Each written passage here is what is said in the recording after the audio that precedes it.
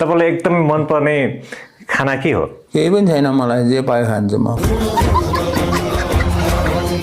मन्त्रालयमै तपाईँ एक्सर्साइज गरिरहेको मैले देखिरहेको थिएँ। यो फिटनेस कुरा आज पनि त्यही हो? यति 70-71 वर्षको उमेरमा मन्त्रालयमा अलिअलि खुट्टा तानेको मात्रै, यो खुट्टा चाहिँ नसाहरू साह्रै खुम्चेला भनेर अलिअलि खुट्टा तान्ने कुरा हो मात्रै गर्दैछु। जीवनमा कसैलाई एकदमै प्रेम गर्नुभयो? प्रेम त मेरो सुहानी छन्, 2टा छोरी छन्, अब तिनीहरूलाई त गर्नै पर्यो त। धरानीवासीले चाहिँ हर्क साम्पाङज्यूले पार्टी खोल्नु भएको छ, त्यो बारेमा हजुरको टिप्पणी के छ भनेर सुन्न चाहेको। अब पार्टी खोल्ने भन्ने कुरा त उनीहरूको कुरा भयो नि, त्यस कारणले यो के धारणा, अरूले पार्टी खोल्छ मैले धारणा बनाउने होइन क्या।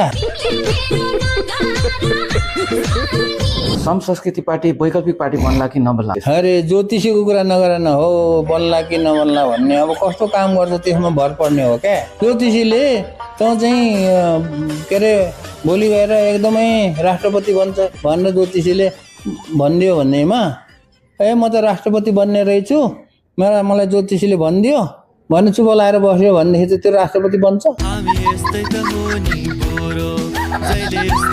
उहाँले एउटा स्ट्याटस लेख्दाखेरि देशभरिकै मान्छेहरू आउने उहाँको कार्यक्रममा, जुन भिड र भिजन दुइटै देखिन्छ नि, त्यसलाई चाहिँ कसरी लिने होला सर?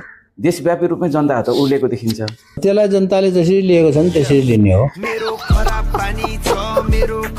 अब चुनावको लागि भाग लिएर चाहिँ के अरे पार्टी खोलेर चुनावमा भाग लिनको लागि खोलेको हो। त्यो शुभकामना व्यक्त गर्नुहुन्न सर हजुरले? शुभकामना त मैले कुनै पनि अवस्थामा कसैलाई पनि गर्दैन। अब तिमीहरूको यो सबै माग पुरा गर्ने हो भने तिमीहरू आफै चुनाव लड्ने, सरकार बनाउने, अनि यो सबै कुरा आफैले गर्ने।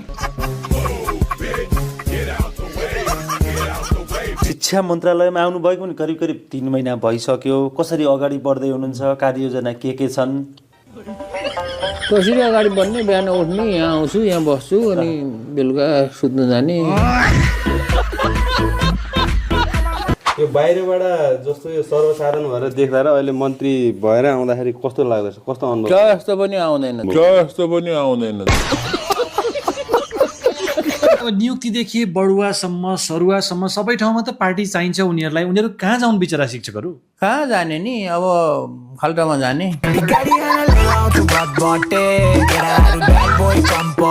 वायरलेस प्रविधि तस्करी गरी इन्टरनेट चलाएको आरोप, त्यो पनि अहिले होइन, दशकौं अघि म्याग्दीको दुर्गम गाउँहरूमा। आरोप होइन, त्यो त एकदम साँचो कुरा हो, किनभने तस्करी गरेकै हो। विद्यार्थीहरू चाहिँ सामान्य माग लिएर आउँदाखेरि चाहिँ तिमीहरू आफै चुनाव जित, आफै सरकार बनाऊ, आफै आफ्ना माग पुरा गर भनिदिनुहुन्छ। अहिले एक किसिमले हाम्रो हात बाँधिएको छ, हात पनि बाँधिदिने अनि चाहिँ हात खुट्टा बाँधिदिने, ल छिटो दुगुर भनेर दुगुर्नु सक्छ कोही। जस्तै यही अवस्थामा पनि अस्ति हाम्रो एनपिएलको सेकेन्ड सिजन पनि अहिले सम्पन्न भएको अवस्थामा विद्यार्थीहरू बीच पनि उहाँहरूले चाहिँ केही रकम लिएर चाहिँ त्यसरी गर्न दिएको भन्ने कुराहरू पनि आएको थियो होइन। विभिन्न चलखेलहरू पनि हुने गरेको अवस्था छ, यसलाई चाहिँ कसरी हेर्नु भएको छ? चलखेल त नेपालीले गरिहाल्छ नि, नेपाल जस्तो फटा डाका होइन, अनि चलखेल गर्ने को छ त संसारमा अरू? कट्टु मास्टरदेखि शिक्षा विज्ञान तथा प्रविधि मन्त्रीसम्मको यात्रा सम्झना भनौँ न, अझै कसरी सम्झनुहुन्छ कट्टु मास्टरलाई? सम्झे जति सबै यो किताबमा लेखेको छ क्या। अस्ति प्रयास पनि गर्नुभएको थियो होइन, विश्वविद्यालयहरूमा शिक्षकहरूमा राजनैतिक दल आबद्ध ट्रेड युनियनहरूले काम नगरून्, उनीहरूलाई हटाउनुपर्छ भन्ने प्रयास त गर्नुभएको थियो, ठुलो विरोध भयो होइन? विरोधले केही पनि फरक पर्दैन। सिम्पल लिभिङ हाई थिङ्किङ भएका व्यक्ति हुनुहुन्छ तपाईँ। महावीर पुन नाम चाहिँ कसले राख्थ्यो तपाईँलाई? त्यो पनि लेखा छ यहाँ।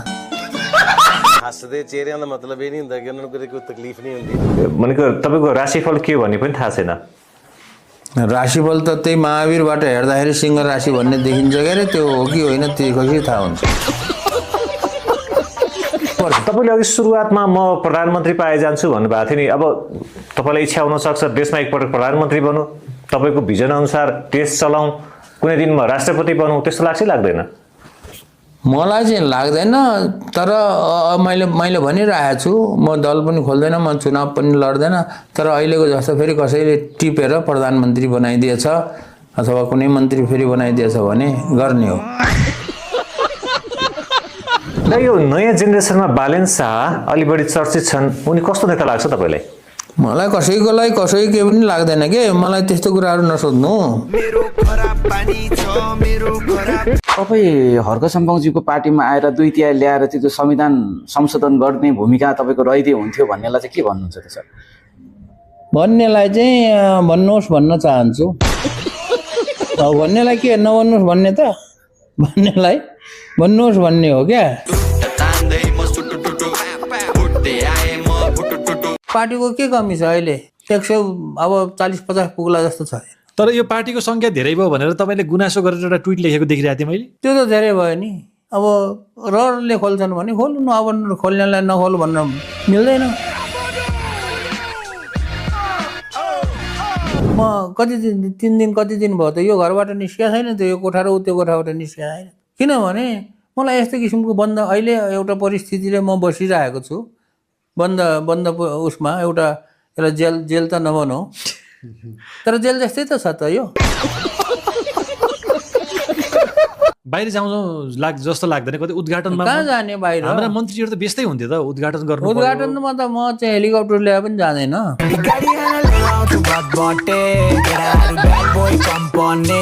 अगाडि मन्त्रालय अगाडि हेलिकप्टर ल्याएर यहीँ चढाएर लगाए पनि जाँदैन म। यो विद्यार्थीहरूको दिमागमा पनि त्यो कुरा पसिसकेको छ, अनि अभिभावकको दिमाग पनि त्यो कुरा पसिसकेको छ, त्यस कारणले पलायन भइरहेको छ। र त्यसलाई रोक्ने उपाय के त? कारण मात्र त भएन। रोक्ने ठाउँमा हुनुहुन्छ होइन, विद्यार्थीहरूलाई सम्झाउने ठाउँमा हुनुहुन्छ। म रोक्ने ठाउँमा छैन, सम्झाउने ठाउँसम्म त छ, तर म सम्झाउन्न। जेनजी आन्दोलन पछाडि पनि सुशीला कार्कीको नेतृत्वमा बनेको सरकारप्रति पनि निराशा छाएको देखिन्छ। अब एकैचोटि ठुलो कुराको आश गरेपछि निराशा भइहाल्छ। जनताले सोचेको कुरा कहिले पनि सबैले पुर्याएर कहिले पनि भगवानले पनि पुरा गर्न सक्दैन। महादेव चाहिँ यहाँ सुशीला कार्कीको सट्टामा महादेवलाई चाहिँ त्यहाँ राखिदिएको भए पनि त्यो काम चाहिँ सबैको जनताको चित्त बुझ्दैन थियो। विश्वविद्यालयको कुलपति प्रधानमन्त्री हुने जुन व्यवस्था छ यसलाई परिवर्तन गर्न सक्छु भन्ने हिम्मत तपाईँलाई छ? गरिरहेछ, हिम्मत गरेर काम पनि अगाडि गरिरहेछ। हेर्दै जाउँ के हुन्छ। अब प्रयास गरेको हो, भयो भने भयो, भएन भने भएन। अलिकति बताइदिनुहोस् त, तपाईँ त आफैमा एउटा प्रेरणाको स्रोत हुनुहुन्छ नि। मलाई चाहिँ एउटा प्रेरणाको स्रोतै जस्तो त लाग्दैन, तर कसैलाई प्रेरणा मिल्नु सक्छ। मिल्यो भने ठिकै छ। जहाँसम्म हुन्छ सकेसम्म 21 गते चुनाव हुन्छ, फागुन 21 सकेसम्म कि अलिकति सर्न सक्ने सम्भावना छ त्यो थाहा छैन। अहिलेसम्म सार्ने त कुरा भएकै छैन। हामीहरू भनौँ न मन्त्रीमण्डलमा यो चुनाव सार्नु पर्ला जस्तो छ भन्ने कुरा भएकै छैन। जसरी हुन्छ यो चाहिँ चुनाव गराइदिने अनि छोडेर हिँड्ने। आफ्नो प्रधानमन्त्रीको बारेमा भन्नुहुन्छ है, भन्नुहुन्न सुशीला कार्की कस्तो हुन्छ भनेर? त्यो पनि भन्दैन। अब यो बुक एकदमै राम्रो सेल भइरहेको छ। जहाँसम्म मैले बुझेको छु 18 करोडभन्दा ज्यादा रुपियाँ यो पुस्तक बेचेर तपाईँले प्राप्त गरिसक्नु भएको छ र जसमध्येबाट करिब 12 करोड रुपियाँ तपाईँले प्राप्त गर्नुहुन्छ। तपाईँको अर्थमा पैसा के रहेछ?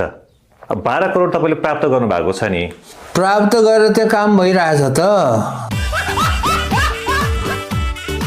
तपाईँ पैसालाई चाहिँ कसरी लिनुहुन्छ? केही पनि हेर्नु, पैसालाई त मनै पर्दैन। सबैभन्दा मन नपर्ने चिजहरू मध्येमा पैसा पनि एउटा हो। अस्ति छोरीलाई विदेश पढ्न पठायो भनेर खुब आलोचना गरे है मान्छेहरूले। गर्छन् नि, त्यो आलोचना गर्न त नेपालीहरू खप्पिस हुन्छ होइन। तपाईँले अहिलेसम्म मादक पदार्थ सेवन गर्नु भएको छ? एकदम गर्छ। मादक पदार्थ रक्सी त पायो भने खान्छ। आफू मृत्युपछि मलाई कुन रूपमा सम्झिउन् जस्तो लाग्छ तपाईँलाई? मलाई केही पनि लाग्दैन, मृत्युपछि सम्झिने नसम्झिने भन्ने लाग्छ। तपाईँले त स्पष्टै भन्नुभएको रहेछ मन्त्रीज्यू, तर एउटा शिक्षक सङ्गठनको अध्यक्षले दिएको स्टेटमेन्ट के छ भने यो मन्त्रीज्यूले हामीलाई शिक्षक सङ्गठन चलाउन पाइँदैन भनेर अलिक टर्चर दिनुभयो। यस्तो खालको मनोवैज्ञानिक टर्चर दिनुभएको हुनाले हाम्रो शिक्षकहरूमा मानसिक समस्या भएर कक्षामा गएर पढाउन सक्ने अवस्था समेत बनिरहेको छैन भन्नुभएको छ। सुन्नुभएको छ? भनेपछि उहाँ चाहिँ साह्रै ठुलो झोले रहेछ भन्ने कुरा थाहा भयो। पुरस्कार दिने अन्तर्राष्ट्रिय पुरस्कार दिने संस्थाहरूलाई मैले आफैले सोधेको छु कि यो मैले यो पुरस्कार बेच्यो भने के हो, केही तपाईँहरू रिसाउनुहुन्छ भने मैले सोधेको छु त। उनीहरूले भन्छन् तँलाई दिएको पुरस्कार हो, त्यसै गर।